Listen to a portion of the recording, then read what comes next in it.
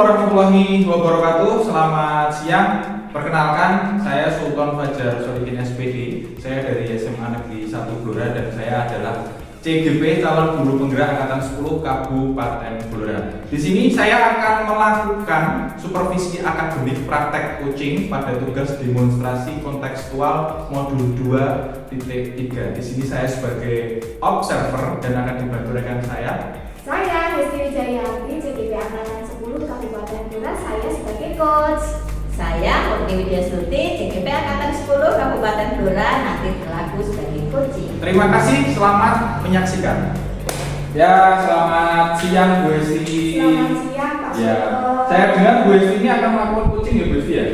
Betul Pak Sultan, Ya. nanti saya akan melaksanakan coaching Pak. Ya, baik. Sebelum acara coaching dimulai Bu Hesti, kita mulai dari saya itu ada beberapa pertanyaan yang ingin saya sampaikan kepada Bu Hesti. Nah, berkenaan dengan kompetensi seorang coach Bu Hesti, pada pertemuan kali ini nanti akan ada beberapa rubrik penilaian yang saya ingin kembangkan.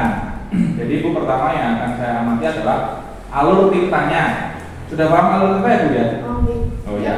Ya, pada kegiatan coaching kali ini yaitu tujuan, identifikasi, rencana aksi, dan tanggung jawab. Begitu Bu Hesti, paham ya? Bisa dipahami ya? Ya. Semoga nanti alur cerita itu bisa tampak pada coaching yang dilakukan Bu Hesti, gitu ya. Nah, yang kedua, kompetensi yang dimiliki oleh Bu Hesti itu rubrik yang akan saya gunakan dalam pengamatan pada sesi kali ini seperti itu. Alur kita tahu Bu Hesti, pada kali ini kompetensi coaching apa yang ingin Bu Hesti kembangkan itu?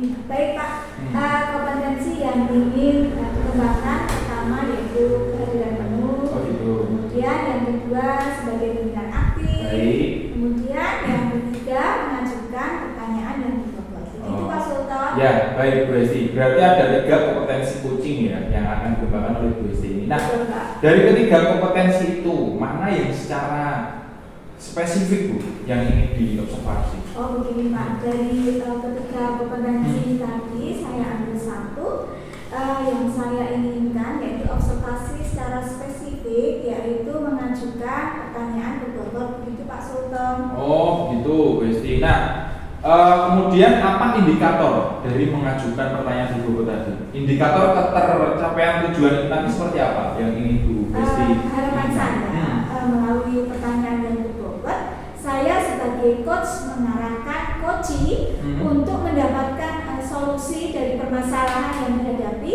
saat ini. Kemudian bisa memunculkan ide-ide baru. Oh begitu, baik.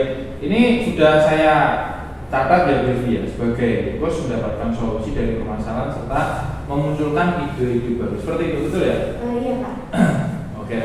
Baik, selanjutnya saya persilakan Bu Hesti dengan Bu Murni ya yang akan melakukan coaching. Semoga sukses Bu Hesti ya. Terima kasih Pak Ya. Sultan. Assalamualaikum. Waalaikumsalam. Waalaikumsalam. Untuk Pak Sultan. Silakan duduk, Bu Murni. Iya Bu. Gimana? Taruhnya ketemu ya? Ya, tadi pagi tuh, kemarin ya, dengan telepon saya. Iya. Itu ada apa Bu Murni? Ini loh saya kan ngobrol-ngobrol sama Bu Hesti. Ngobrol liburan atau bersama dengan teman-teman yang lain? Ngobrol saja. Oh gitu. Iya. Apa? Ada yang bisa saya bantu Bu Murni? Ini loh Bu, saya mau cerita. Itu murid-murid saya, itu kalau pas selesai olahraga, itu kok jadi mengikuti kegiatan pembelajaran saya itu kok jadi nggak semangat gitu, pengen di luar, apa mungkin lebih nyaman kalau olahraga kali ya Bu ya? Kalau olahraga itu, kalau setelah olahraga, kalau pelajaran selanjutnya itu pakai baju olahraga atau sudah ganti baju Bu Murni? Sudah ganti, tapi kan setelah olahraga kan mereka berkeringat. Jadi misalkan mau ganti baju pun kan tetap mereka merasa nggak nyaman mungkin. Oh begitu. Gitu. Yang mau dengan diskusikan itu masalah ini. Iya Bu. Nah, dari tadi ya Bu, kok anaknya bagaimana tadi kurang fokus? Iya. Karena percakapan ini tuh tidak lama ya Bu, hanya singkat. Kira-kira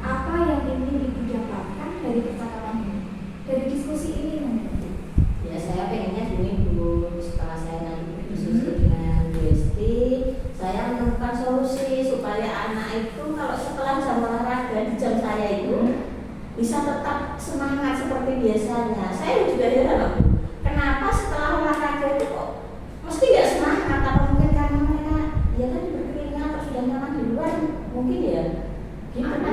Banyak ya? Iya banyak. Ada 17 anakku, yang 12 itu laki-laki. Ya. Terus ada 5 siswa perempuan. Memang dominan di siswa laki-lakinya. Jadi memang anak itu lebih semangat kalau diajak olahraga. Memang gimana ya?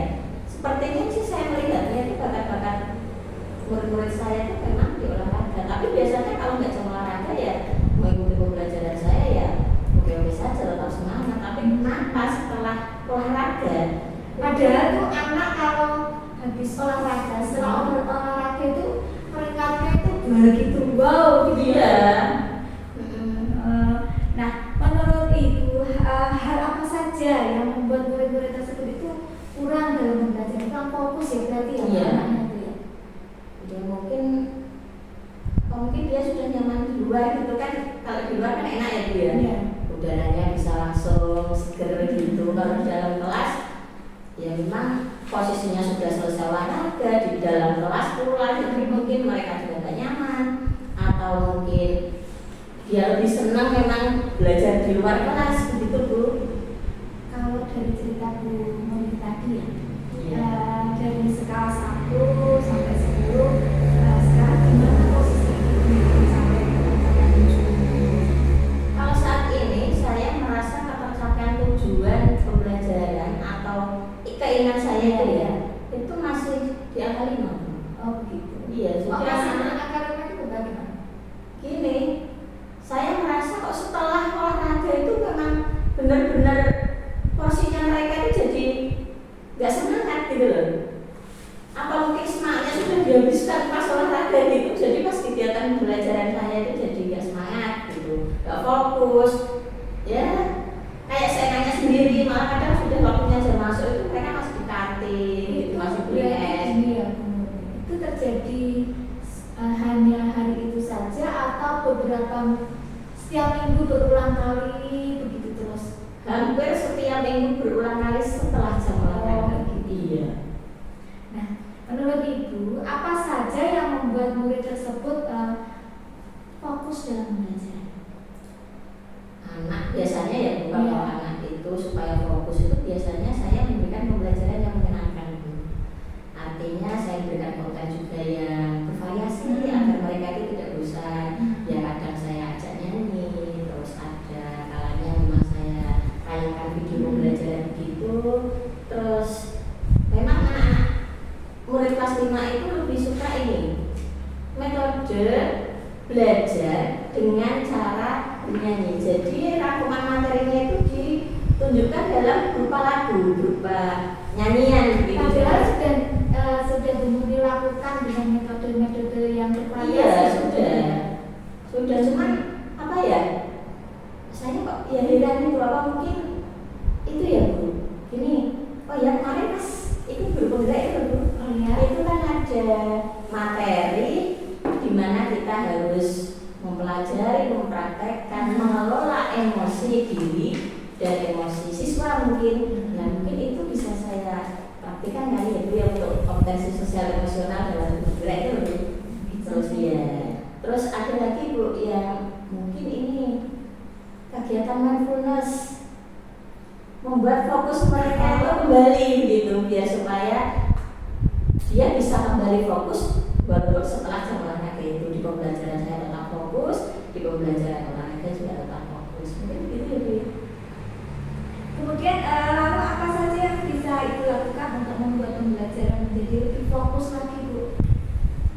Tadi saya berusaha untuk membuat pembelajaran yang menyenangkan ya. Mungkin ini bisa saya tambahkan di pembelajaran berdiferensiasi itu Bu. Pembelajaran di mana kita harus menyesuaikan dengan kebutuhan anak-anak didik kita harus mengetahui bagaimana karakter-karakter mereka. Terus kemudian saya juga berusaha untuk menerapkan ini yang sosial emosional.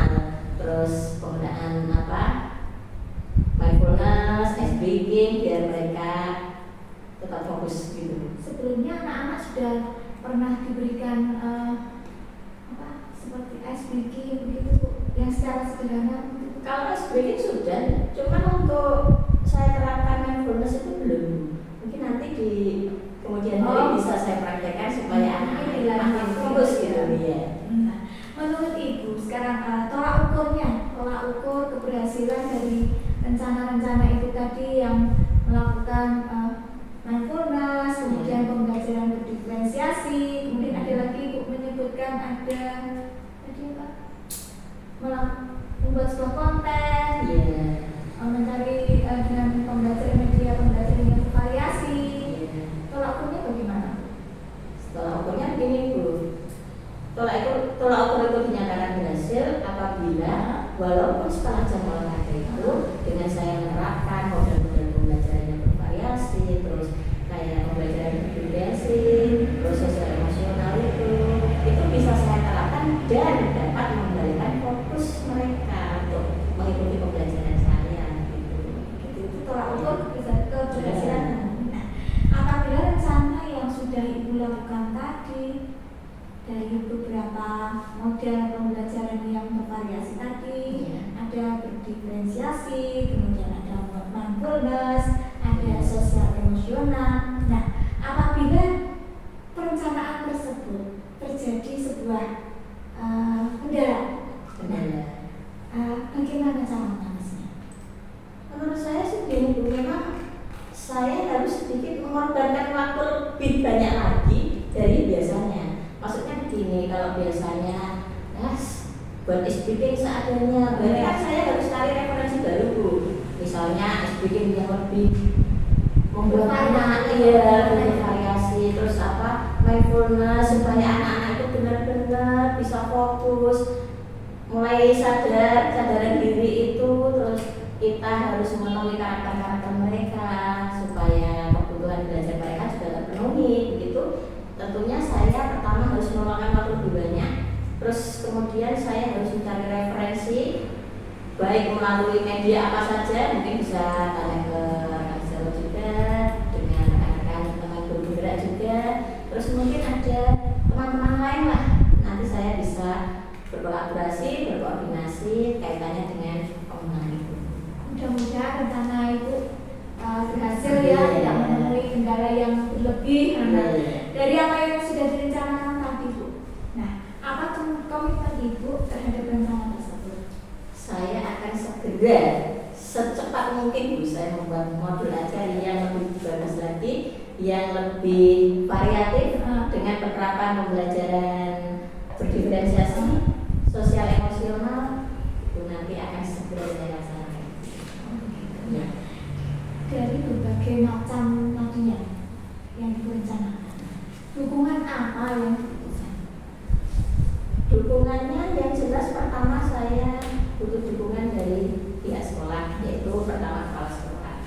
Saya yakin dengan dukungan beliau mungkin nanti juga akan membantu proses pengembangan diri saya juga, terus kegiatan proses pembelajaran yang saya laksanakan juga, terus kemudian bagaimana saya menerapkannya peserta juga, dan mudah-mudahan ini memberikan dampak yang sangat luar biasa ke anak didik. Terus yang kedua, saya juga membutuhkan dukungan dari rekan-rekan saya Bu.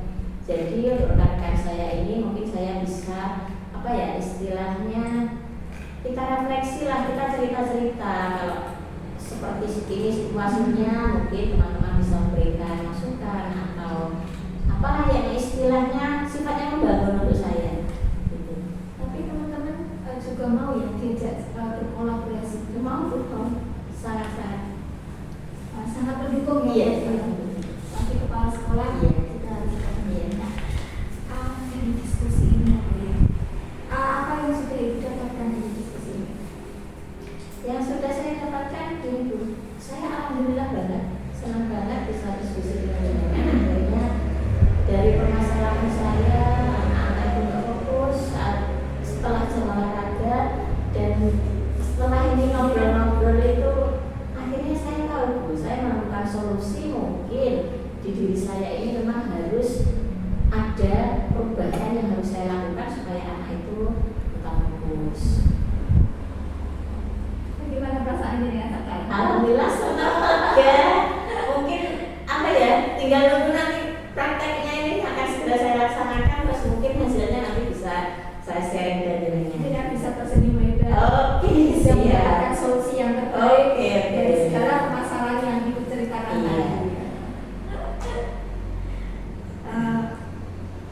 Sudah udah. Alhamdulillah sudah. Terima kasih banyak Bu. Dengan kita cerita-cerita terus akhirnya saya menemukan solusi. Tadi saya bingung. Ini anak terus disuruh apa gitu loh. Oh, ternyata dengan bercerita dengan Bu Esti, akhirnya saya dapat solusinya. Oke, akan segera saya praktekkan. Ya. Nanti beberapa minggu lagi jangan lupa telepon saya. Oke, siap. Hasilnya bagaimana? Iya. Kalau ditolong lagi. Oke. Nanti kalau ada permasalahan yang lain lagi, nanti kita bisa diskusi kembali. Oke, siap. Terima kasih banyak ya Bu Esti atas waktunya. Terima kasih banyak sudah membantu saya. Semoga berhasil menanyakan dengan Insya Allah. Terima kasih. Terima kasih Bu Esti ya. Ya baik Bu Hesti, alhamdulillah tadi sudah berjalan dengan baik ya, sudah selesai untuk proses coachingnya. Nah, betul Pak. pertanyaan dari saya Bu Hesti, bagaimana nih perasaan Bu Hesti setelah melakukan coaching tadi? Alhamdulillah ya, Hmm. juga Pak, Iya. karena bisa mendengar, bisa menjadi pendengar yang baik, Oh, betul. dan membantu coach menemukan solusi atas permasalahan yang dihadapi Iya. dengan ilmu kita tadi Pak. Oh ya. Nah pada kali ini Bu Hesti, itu kita akan melakukan evaluasi Bu Hesti ya pada coaching yang telah Bu Hesti lakukan. Nah, pertanyaan pertama dari saya yang saya tanyakan adalah bagaimana Ibu Hesti itu menilai kinerja dalam kompetensi tadi? Menurut saya gini ya Pak Sultan. Hmm. Nah, saya tuh sudah merasa berusaha menghadirkan diri Iya. secara penuh Iya. dari awal sampai akhir, dan juga sudah berusaha menjadi pendengar yang aktif agar lawan bicara lebih terbuka serta menempatkan diri secara seimbang Pak. Berusaha menggali terus dengan pertanyaan-pertanyaan agar coach mengeluarkan permasalahan yang dihadapinya dan solusi dapat disampaikan secara jelas. Oh gitu. Baik Bu Hesti, dari hasil pengamatan saya nih Bu Hesti ya, Iya. sebagai tadi saya mengikuti proses coaching sampai dengan selesai ya. Waktu proses observasi tadi, coach sudah mengajukan pertanyaan yang relevan Bu Hesti. Nah, dan juga sudah mendengarkan dengan penuh perhatian ya, dari coachnya, dan saya sudah melihat tadi sudah sesuai dengan alur tirta yang sudah Ibu sampaikan ya pada pra observasi tadi, dan juga sudah sesuai dengan rubrik penilaian dan juga rujukan. Nah, menurut Bu Hesti ini bagaimana? Sudah sesuai belum? Atau lebih tinggi dari standar yang kita rujuk? Oh, begini Pak. Menurut saya sudah lebih dari sebelumnya karena sudah melakukan coaching sebanyak 3 kali, sehingga sudah memenuhi kompetensi yang diharapkan. Dan proses coaching difokuskan pada 3 kompetensi yang pernah saya sampaikan pada pra supervisi pra observasi ya, yang ingin dicapai pada proses coaching Pak. Oh ya. Baik Bu Hesti, namun demikian kira-kira ada nggak yang ingin dikembangkan lagi dari Bu Hesti sendiri dari proses coaching ini yang telah dilakukan tadi, yang akan dikembangkan kira-kira apa dan bagaimana Bu Hesti? Begini Pak Sultan, secara menyeluruh dalam proses coaching tadi yang sudah saya lakukan, coach ingin menjadi pendengar penuh dan memberikan pertanyaan yang berbobot. Tapi yang saya lakukan belum benar-benar sempurna dan perlu dikembangkan.